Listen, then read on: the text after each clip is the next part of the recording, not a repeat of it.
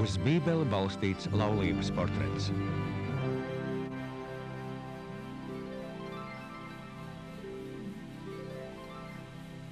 Astotā nodarbība – nauda.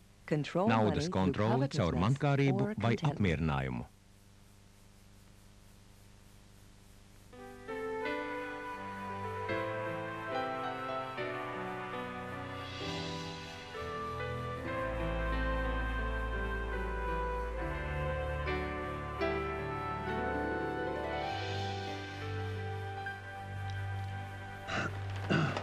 Sveiks, mīļais! Uzmiri, ko es nopirku. Tu pat noticēt nevarēsi, cik izdevīgi es nopirku jaunu kleitu. Kur paliek visa nauda? Ak, Bob, aizmirst par rēķiniem.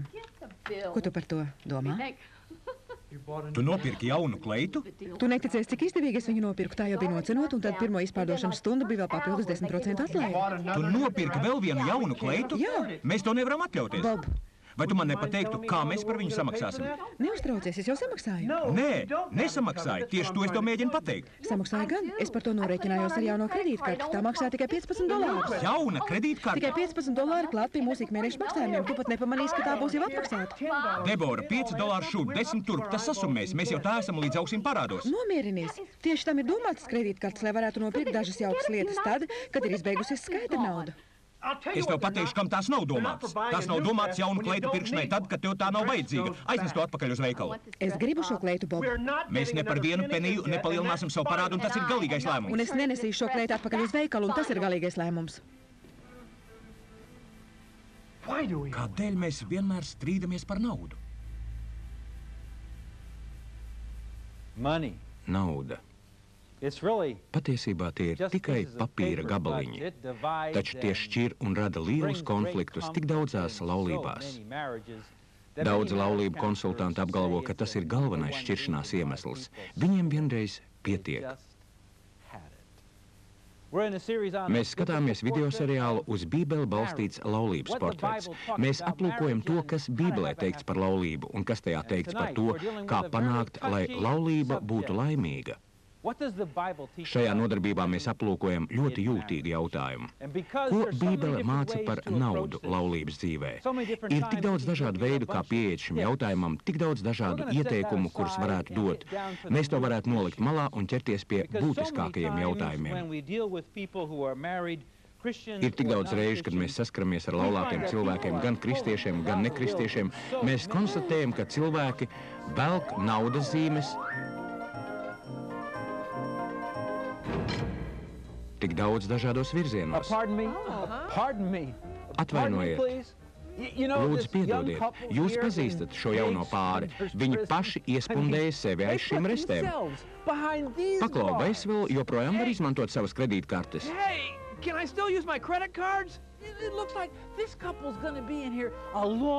Šķiet, ka šis pāris te atradīsies ļoti ilgu laiku. Viņiem jāsāk saprast realitāti, jo dažreiz tas, ko mēs redzam, īstenībā nav realitāte. Vai saprotat, ko es ar to domāju? Mēs tērējam visu savu naudu, lai pirktu jaunas lietas, līdzīgi tam, kā to dara šie nākamie jaunlaulātie. Te ir viņu mašīna un te ir viņu māja. Šķiet, ka viņiem klājas labi. Bet ja jūs paņemtu nost visu to, kas pieder bankai, tad īstenībā viņi izskatītos šādi. Viena riepa un viens durvju kliņķis no mājas. Mēs gribētu runāt par naudu. Man patīk tas, ko teica Ogdens Nešs. Daži parādi rada jautru noskaņojumu, kad jūs viņus iegūstat, taču neviens parāds nesagādā jautrību tad, kad tas ir jāatdod. Kāds multiplikators lieliski pateica, drošākais veids, kā divkāršot naudas daudzumu, ir pārlocīt to uz pusēm un ielikt atpakaļ maciņā. Kad jūs domājat par to, kā pieiet naudas jautājumam, tad varētu būt divas dažādas pieejas. Abas ir vērtīgas un abas ir noderīgas. Viena dot daudz ieteikumu.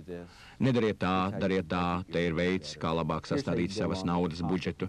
Šeit ir veids, kā tikt galā ar konflikta situāciju, kad viņa grib nopirkt jaunu kleitu, bet jūs jauna spole makšķerēšanai. Tie ir ieteikumi. Tās ir noderīgas un loģiskas lietas. Es nolēmu šajās video nodarbībās to nedarīt. Tā vietā es runāšu par lietām, kas ir zem tā visa, kas patiesībā ir iemesls, kādēļ jums ir problēmas ar naudu. Tas patiesībā nav jautājums par kleitu vai makšķeri. Tik bieži tad, kad jūs runājat ar cilvēkiem, kuriem ir naudas problēmas, viņi jums saka, es nezinu, kādēļ turpinu to darīt, taču es jūtu, ka gribu to darīt vairāk un vairāk ielien parādos, un viņiem nav vajadzīgi jauni padomi par to, kā tikt galā ar savu naudu. Tur notiek kaut kas cits, tā ir galvenā problēma. Kad mēs par to runāsim, jūs konstatēsiet, ka viens no diviem galvenajiem cēloņiem rada jums naudas problēmas. Tas patiesībā nav jautājums par budžetu. Man patīk izplānot savu naudu un salikt to dažādās aploksnēs. Manai sievai patīk to visu iztērēt. Īstenībā tā nav lietas būtība. Mēs gribam palūkoties atpakaļ, lai konstatētu, kas to patiesībā izraisa. Ir divi iemesli. Droši vien vienam no jums ir šī problēma laulībā. Otram ir šī problēma. Jūs droši vien vainojat viens otru tad, kad jūs laulībā parādās problēmas ar naudu. Es gribu, lai jūs uz brīdi aizmirstu par savu sievu vai savu vīru. Paskatieties paši uz sevi. Es aplūkoju svētos rakstus, lai atrastu labāko pantu par to, kāpēc mums laulības dzīvē ir problēmas ar naudu. Tas ir Pāvila vēstules ebrejiem 13. nodaļas 5. pants. Jūsu dzīvē, lai nav mantkārības, lai jums pietiek ar to, kas pie rokas. Pēc manām domām, tas visā Bībelē ir svarīgākais pants par naudu. Lai jūsu dzīvē nav kaut kā, nav mantkārības, un lai jums pietiek ar to, kas jums ir. Te ir divi būtiski vārdi - mantkārība un pieticība. Tajā teikts, lai tev nav tas, un lai tev ir tas. Lai nav mantkārības, un lai pietiek ar to, kas ir. Tajā ir teikts, lai man pietiek ar to, kas man šodien ir. Nevis man pietiks tad, kad es būšu dabūjis pietiekami daudz. Bet lai pietiek ar to, kas ir te. Jautājums par naudu ir saistīts ar šiem diviem vārdiem. Es gribu runāt par mantkārību.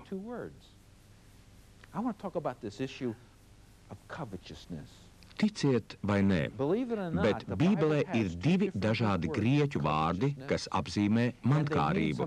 Viņiem ir pilnīgi atšķirīgas nozīmes. Tās ir divas saknes, kuras gribu aplūkot. Viens no tiem ir saistīts ar vārdu, kas ir šajā tekstā. Tajā ir koncepcija par naudas mīlēšanu.